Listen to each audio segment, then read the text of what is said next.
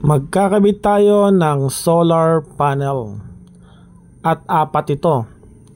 Yan, nakikita nyo nga, kinabit na yung L-foot at yung railing gamit ang Allen wrench. Okay, ayan yung L-foot yung nasa bubong, yung railing yung mahaba. Ayan, okay, pakitingnan na lang ng maayos kung paano ikabit ito. Siyempre, kailangan siguraduhin mahigpit ang pagkakakabit.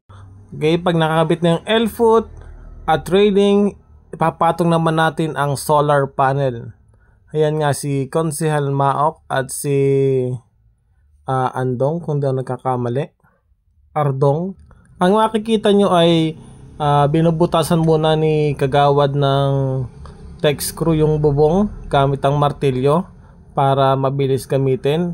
Pag nabutasan na, saka ilalagay yung L-foot kasama yung tech screw. Kasi kahoy naman itong ating kinakabitan, kaya pwede yung tech screw gamitin. At gamit yung panghigpit, yung ating drill, wireless drill. Shout out kay Parang Binad. Sa kanya nga pala ako nakahiram. Nasira na kasi yung aking mga wireless drill.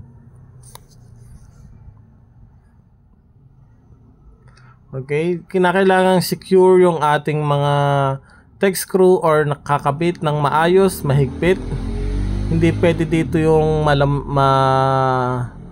yung tamang kabit lang, okay na, kasi yan yung maghahawak sa ating railing at sa solar panel. Ang solar panel na kinabit natin ay apat, 550 watts ang isa.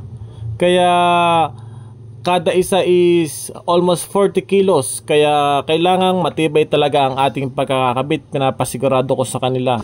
Kada railing ay 3 L-foot. Pwedeng gawing 4. Depende sa inyo. Pero ang ginawa ko lang is 3. Mapapansin nyo, isang railing is 3 L-foot. Pinapasigurado ko sa kanila na matibay yung pagkakabit. Kung okay na yung L-foot, railing, yung solar panel, pinauna kong ikabit itong end clamp dito sa kabilang dulo ng panel. Inalagay ko yung end clamp.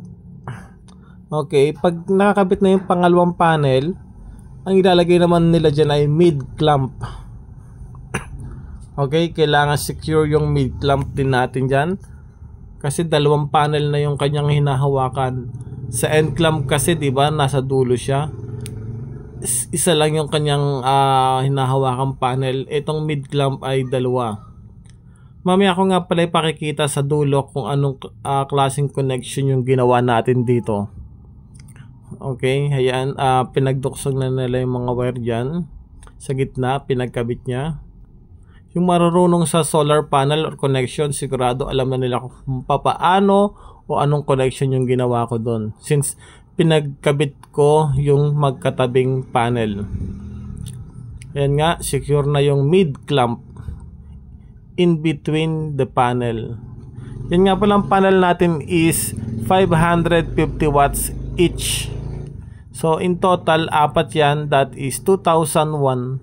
Bali 2200 watts. Ito yung mid clamp. Mapapansin nyo, mid clamp, diba, nasa dulo siya. At isang panel lang yung kanyang hinahawakan. Hindi kagaya ng mid clamp, 2 panel. At ito na nga sa dulo yung ating solar panel connection. At yun lang. Bye bye!